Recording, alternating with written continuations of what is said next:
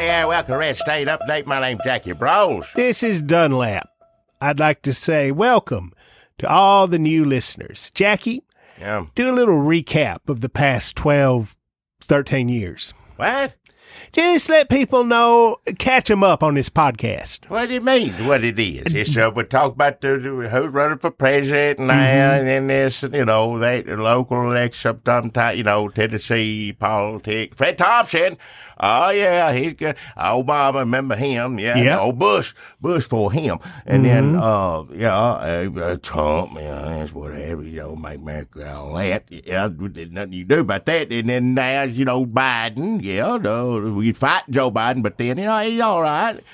I'm siding with Joe Biden, and, but then... Biden Joe Biden. Biden Joe Biden, yeah, but then, no, old as hell. Nope, gotta go. Gotta get rid of him. Yeah, and then Kamala seems all right. We'll see. Comparably. Oh, yeah, comparably, yeah. Yeah. What are you talking about? I know it's close and everything, but when you really look at the two options, you come away going, I guess I won't vote for him. Kamala. But that pretty much sums it up. I think that's pretty much all it was, yeah. I know we need to be more new listener friendly, and I just want to thank everybody. New listeners, thanks for joining up, listening in, sitting down, watching out, holding up. I don't know. Listen, also, if you're in, we do another one of these over on Patreon.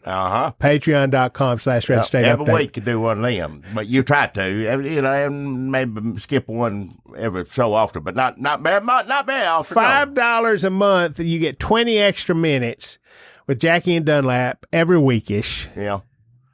It sometimes talk longer than that, sometimes, but don't. But always pretty much 20 extra minutes. But sometimes, you get the gap, and it's hard to shut us up. So, the reason I bring that up is not to beg you for your $5. If anything, I'd say give that $5 to a charity that can help the folks in East Tennessee and North Carolina, South Carolina, Florida, Georgia, every place that got hammered hard by the hurricane and the flooding. Yeah, it's real bad. We talked about it a lot over there, but basically all we said was, damn. We hope everybody listening is okay, and everybody they know is okay if you're in the middle of it or close to it. Hope your people, is okay. We our prayers and thoughts go out to all of you. All y'all in that mess, it's terrible. When people lost businesses, homes, and lives, and we still don't know just how bad it is. But if you're able to get Red Cross or other organizations doing any kind of charitable work for those folks, people need some help. Yeah. And also, we want to talk about Chris Christopherson. We talked about him over on 20 Extra Minutes. We didn't talk about everything over on 20 Extra Minutes, but if you want to go over and listen. Well, there's more talk about before. Now, say if they went over there now and did that, they could go back and listen to all of it, right? They just can't listen to the new ones on. They go you back. You listen to all these, like 275 20 Extra Minutes. Because there's one before we did last week, before the one we did today, where we talked about a movie that we have yet to see, or if we have seen it, we've forgotten it over the years. I may have seen scenes from it. You remember seeing it had VHS cover in the video store you worked in? Yeah. For Stagecoach. Stagecoach. And that stars, we got to be careful here. We do Johnny Cash. Mm-hmm. There's a curse people claim about this particular podcast. I can't even remember all the people we've killed in the past, but usually it's an elderly actor. We mentioned them. And did we kill James Garner? We better not have. Surely we didn't. We better not have. Well, I know we killed, who is it? Rob Williams. He wasn't that old.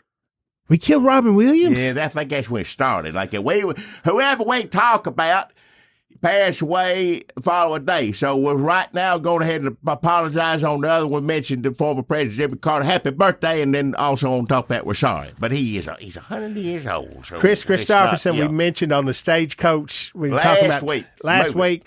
And now we're like, well, everybody in Stagecoach, everybody in the Highwaymen is gone. Except don't say it. I ain't going to say his name. But if something happened, made 90, It don't matter, Jackie. It matters. I don't want everybody to pass away. But now, if you're old as hell, that's what happens. You get old as hell and you die. That's it. Except unless you're Jimmy Carter, And tell you what, eventually he gonna. I mean, I Maybe ain't looking not. forward to it. No, he will. It's just what this. We'll natural. see. It's natural. We'll see. All right. I just want to let you know, Jackie, that if you think if it come out that died, Yeah. the surviving member of the Highwaymen, and people said, yeah, it was Jackie Broles that killed him. Yeah, I ain't said his name. You think people are going to go, well, hell, he was 90 years old, or you think they're going to go, let's go get that son of a bitch? All right. Watch your mouth. Ain't nobody gonna say nothing. It's a silly. Curses are silly too. But like I said on the other one, if you're going to have a curse put on you, it's best to have it done when you're 100 years old. That's true. If That you is got, true. If you got to have one, you might as well give it to you then. Can we put this off? All right, we'll give you till you. How about when you're 100? You're like, well, shit, I won't know what the hell's happening. Yeah, curse me up. Last night there was We didn't put no curse on. I want to make clear. Yeah. Purposefully, no one from this particular podcast or anyone we know put any kind of curse on former President Jimmy Carter. There cannot be a curse that comes. We cannot curse old actors to die because all we do is talk about old actors. That's true, yeah. So they'd all be dead. And I know some of them still living. Keeling over left and right would it be, yeah. Damn, John Voight's still alive. We talk about him every week. Oh, yeah. He's in that new movie, Megajopolis. Is he in Reagan too? Huh? Is he in Reagan too? He should be. I don't know if he is. Who would he be in Reagan? I don't know. I think he is in Reagan. But that's another thing. We're just recapping our 20 extra minutes, but we also said Jackie and I need to go see the motion picture Well, I was Reagan. going to go see Reagan, and that's it. Like I said, over there, I saw old Dennis Quaid saying on one of them, I think it's old Chris Walz, said, oh, I vote for Trump. I said, well, the hell you, because Reagan never voted for Trump. Rolling in his grave, knowing that someone playing him is going to vote for Trump. So you can't watch nothing, nobody voting for Trump. Man, what if you want to watch Shazam too? It's the principle of the matter. It's a Reagan. The fact that you trying to do history right by Reagan, and then you turn around and you claim I like history, and then you want to put someone who wants to destroy democracy on and on in office. No, thank you. Folks, for new listeners, Jackie is a longtime conservative Republican, still has some soft feelings for Reagan, but is an anti-Trumper and is pretty much Trump derangement syndrome, and reality has basically turned him into a Democrat now. No. MSNBC auntie. Independence, yeah. And he loves Kamala Harris.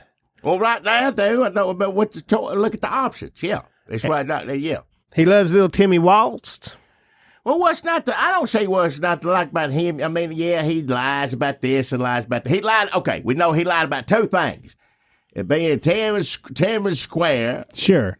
And then he lied about weapons of war, being in, two things. I'm going to tell you right now, I've lied about both them things too. Well, sure. But listen, how many things did he say, the other person say in a rally? And you talk about Vance, the main person on the ticket. Of course, Vance lied through the whole debate, lied. too. How can you say? I thought you went to China, and you sitting there saying, "Well, Obamacare got saved by Trump." Yeah, and then you're saying, and you shouldn't have said you go to China if you don't, old man. You weapons of war. You never had no weapons of war. We can't trust a word this man says. Two things. Rally before. I'm going to guess. I'm serious. I know there's fact checkers out there, and I'm sure you get on Google's stuff and see precisely. But I'm going to say at least 78 lies in the last rally. At least. Come on, Jackie. I thought you guys weren't going to fact check. Well. He got mad. JD Vance got mad. That JD Vance looked pretty good last night. Well, he was talking earlier. That's what people say he looked good because he made it seem like it was a real debate. We ain't seen a real debate in how many damn years. Which is the scariest part because he was acting like it was a real debate. Yeah. It's like, oh, yeah, we're buddies. And then also lying with every other breath and denying the coup. covering up for a crazy person. Covering up for a crazy person. Tim Walz actually seemed literally disappointed, even though he knows that JD Vance is a crazy motherfucker who wants to. Well, don't say it like that, but you know. Well, he is a crazy motherfucker, and he wants to put up. I don't even know if he's crazy. He's just kind of like real mean on purpose, and it seems like all his schemes are nefarious, and he just wants, well, women can't have abortions. I'll just say we'll leave it up to the states. But what we want to do is have tech bro tradwife brides breeding broods of little blonde children for all my friends in Silicon Valley, so that we can buy up a bunch of mountains in New Zealand and go there after we bleed all the money out of the United States of America, which I think is what his plans are. And also something about being Catholic. So like those two things all combined together. A lot of right-wingers being Catholic, Jackie. I know you're kind of racist. New listeners, Jackie is kind of racist against Catholics. I'm not racist against what they put out there themselves is all I'm saying. But you got to get on board. Catholic reminds me of Omen 3. That's what he seemed like to me. Like a smooth talker and all that stuff. Hell, but the no, devil, Jackie. yeah. These are worse Catholics than Omen 3. These are the right-wing, crazy right-wing Catholics that JD Vance represents. He's coming, and last night, he seemed all smooth, and he seemed like he knew what he lied so effortlessly. Just like, I'm impressed. It was impressive and upsetting. Because it was like, oh, this liar seems nice. Well, I mean, what good does a lie do to you when you say, Trump came in and saved the ACA, the Affordable Care, Obamacare. He came in and saved it. Okay, so the people that love Trump, the devoted, like, the hell he did. He tried, they still cussing McCain every day and night for that. So they're confused. The other people who, know better than that. They're like, no, he didn't. He tried to, how many times? 60 something. I lost count. They tried to get rid of it. McCain saved it at the last minute. So who does that lie benefit? Who? I mean, is it just confusion? Maybe it's just confusion. Just yes, like maybe, online, he's a bot, but in person. I guess, yeah. A Catholic bot, a right-wing Catholic bot who's friends with Peter Thiel, which makes sense. I just don't like it. And Tim Walz, I guess he came off pretty good. There was times last night where I was worried. I was like, oh, shit, Kamala Harris is on the phone right now. They're like, we got to get rid of this guy. Like, tomorrow morning we're going to wake up and it'll be like, Tim who? And that Pennsylvania dude will be in there. Last night may have been the first night that Trump didn't call somebody about Vance. Yeah, Vance did good at lying, covering up, fluffing up the dick of Donald Trump. All right, yeah. If you were Donald Trump, JD Vance did, and he didn't talk about JD Vance, which is, man, he's smart. Yeah. He knows how to kiss that ass. Yeah, what a weasel. What a perfect weasel. You couldn't have been too good. Like he just come out there at JD Vance. At JD, he just had to do good enough and support Trump. Because otherwise, people start talking about JD Vance so much, that ain't going to work out good for him. No. No, sir. Trump, all right, calm down. Good for JD Vance, though, because today, as soon as everybody started debating, which more or less everybody said was a draw, I guess, he seemed all right. Like, again, the best thing that Vance did is made it seem like a real debate, so it made it seem, even though he lied all the way through it seemed real, which, of course, nothing he said was. Which, in a way, is worse. Yeah, it is worse. And then Tim Walz also kind of made it seem like a real debate by also kind of being nice. But you got the nice guy. You picked the nice guy. That's what you wanted, him to come out and be nice. And then when, J.D. Vance is lying and telling lies about January 6th, and he's going, oh, geez, I don't know. Like, that's what you wanted. You wanted him to look hurt. Attack, dog. He's disappointed. He's your teacher. He's your coach. He's, disappointed in you. Like, I thought better of you. I mean, he knew better. He knew better, but that still came across. I can't believe I thought it. we were friends. Yeah. And then, but they weren't. They're not.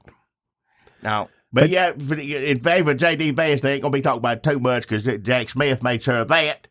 Judge Sutcliffe, whoever might decide that, whatever. All those unsealed things come out about January 6th. That's what everybody's talking about. At least they were before we started doing this. No, wait, so what is it now? Which case is this, Jackie? It's the January 6th one, which is, he got people to attack a Capitol, and he had fake elected. Well, that's not true. I saw JD Vance say it last night. He's focused on the future. He's focused on. Well, how's he focused on the future when all he does is play tapes of January 6th people in prison singing the anthem? How's he think about the future? Only think about the future when he's up there saying, I'm going to pardon all these people. They got a rough. He talk about January 6th much as anybody else is. It ain't just them face. I watched JD Vance last night say that Trump called for there to be no violence, and on January 20th, happily turned the presidency keys over to Joe Biden, who lost them immediately. Well, yeah. I heard him say it with my own two ears, and his dumb mouth said it, and it was all a lie. And yet, Jack Smith today out there unsealing, somebody's unsealing something, and it said that Trump was like, get him. Well, they're all going to say, look at what the deep state's doing now, look at the timing of this. But part of the timing thing is Trump's own damn fault. He's the one that delayed this over and over again. I think this judge said a while back, lots of people come before my court and they got all kinds of jobs. We don't slow things up. So yeah, and I think a deadline, you can't say anything about somebody running for president. They still got like a week left, so they got it all out before then. But yeah, it's partly their fault from, this would have been out months ago. Again, whatever it is, I'm sure there's plenty of damning evidence. I don't think there's anything we didn't know already, more than likely. You think what you think about. Is it going to be some smoking gun in this where people who, want all the January 6 people pardoned, are they going to change their tune? Hell no. There ain't going to be nothing in it. Now, it's fascinating evidence. I won't hear about it. I'm going to read it, look at some of it, whatnot. But overall, I don't know if that makes a difference. I don't know if that damn debate makes a difference. How many people watch it? Was that a big topic? Ain't nobody. It ain't going to make a difference. I was a little upset. I was a little worried watching somebody be that sleazy, that easy sleazy. Yeah. JD Vance. And I was a little sick to my stomach, but it ain't gonna matter to nobody. We won't even remember. Do you remember Pence talking to Harris? No, wait, what which election was it? When was the last VP debate? That was Pence. You're right. That's Pence and Harris. It didn't seem, when I said it seemed wrong. It seemed wrong, but that's right, yeah. I don't remember that. Do you? Vaguely. But she said, I'm talking. Be quiet, I'm talking. I remember that. See, even Pence wasn't in Trump's asshole enough to satisfy Trump. That's why he was also boring and weird, but too churchy for Trump. But it was that he was so awkward. It was always about him. Yeah. So he come out, well, I don't know about that, and Trump hated that. Doing things like standing up for democracy at the end after you did a lot of chopping democracy down. But at the end, you say, all right. I ain't going to do it, Trump. Too much. And then Trump's like, you were awful this whole time. Yep, hang him. That's what right. I should have hung you the first day. I think that was Tony Soprano I just did. Some of this stuff coming out, I think he literally says, so? There's, this is witnesses too. It's just not he just wrote this up. There's 70s. 70-something people that are witnessed to a lot of these things. These are people who have testified before grand jury. It's not like he made it up. And he's saying, let them, make them right. Let's do it. Like he said, he lost it. He said he doesn't care that he lost it. All this stuff none of it is surprising to anybody that just, looks out the window and see whether it's raining or not.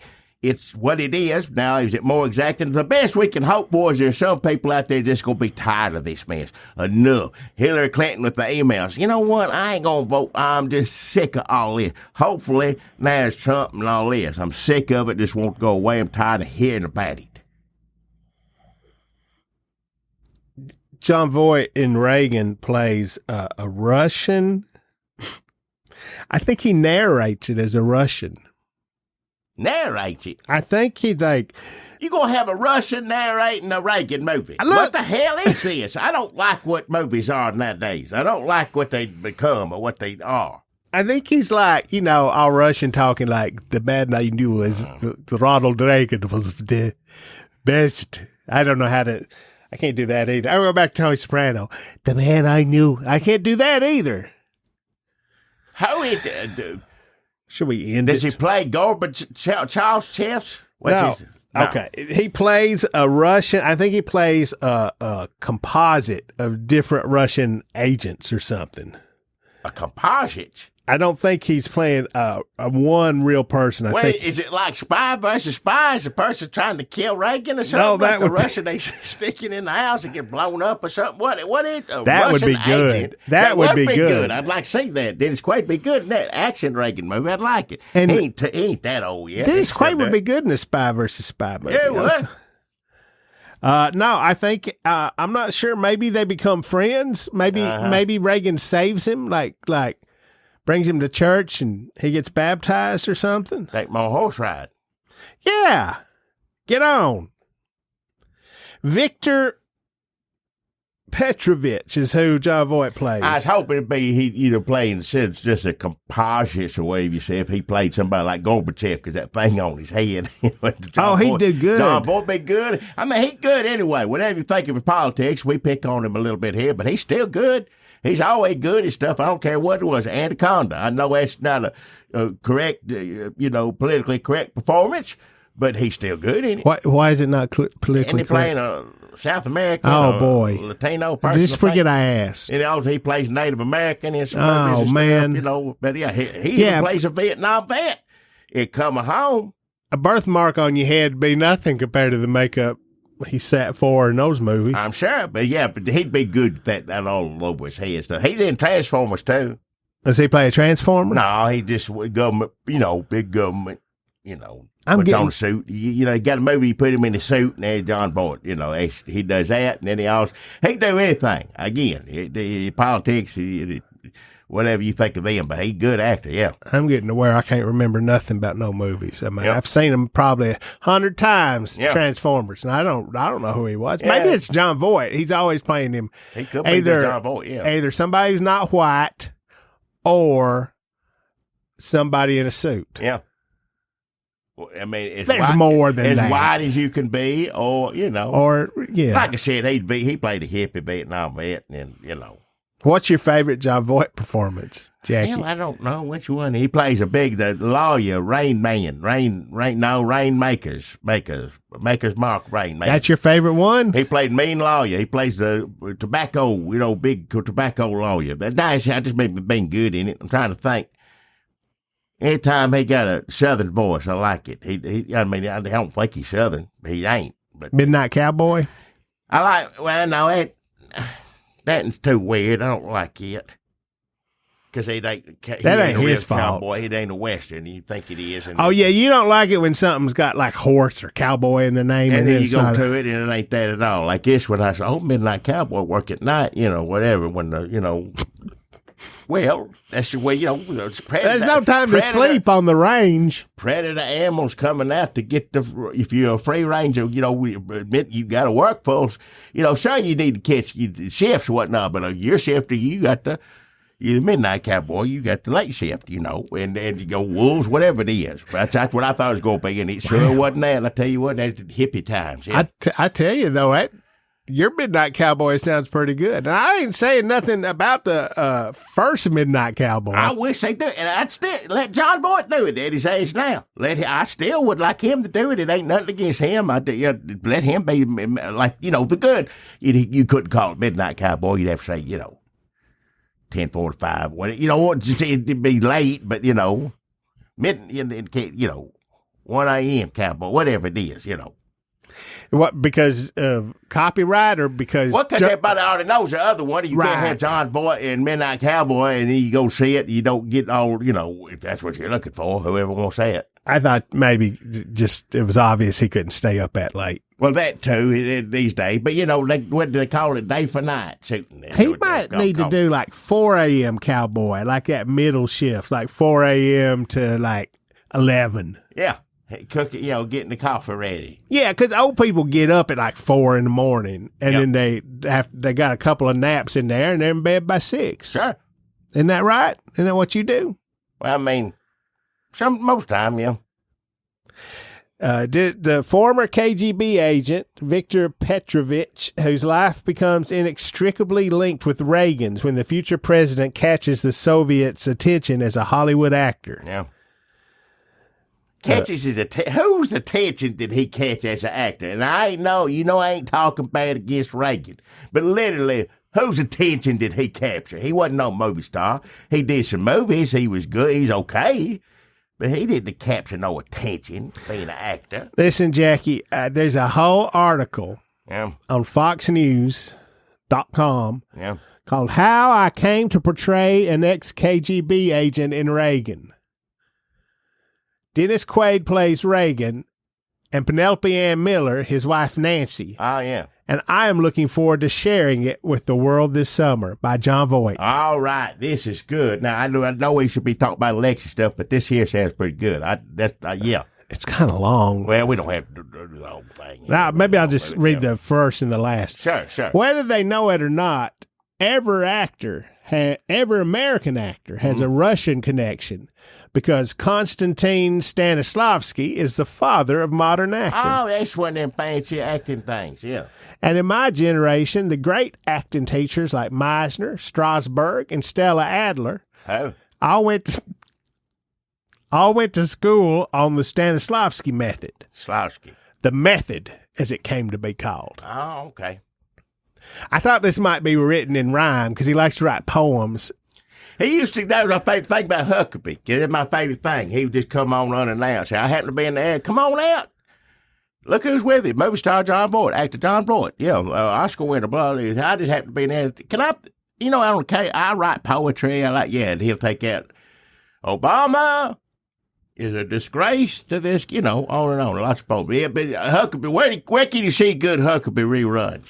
Where do you turn, what channel's that on? The Imaginary Channel. I guess you need to watch him. You gotta separate the artist from the art. I hope there's somebody out there. You know how they do, like on Letterman, every time, who Cheech and Chong was on Letterman, they put it all together. I hope somebody out there is cut up on YouTube every John Voight appearance. Oh, that would be great. On Huckabee. That'd be something. When Huckabee had that show, there was some good stuff on that show. He's loathsome, but that show was pretty good. Yeah, some good songs on it. That dog riding that skateboard. Yeah, it was good. Yeah, a variety show. It wasn't just all politics. You got it in. Guess I'm just remembering them two things, John Voight and that bulldog on the skateboard. Yeah. Anyway, he talks about art in Russia. But when the Soviets took over in 1917, bad things happened for the Russian people. Oh, yeah. They proved to be disastrous and vicious rulers.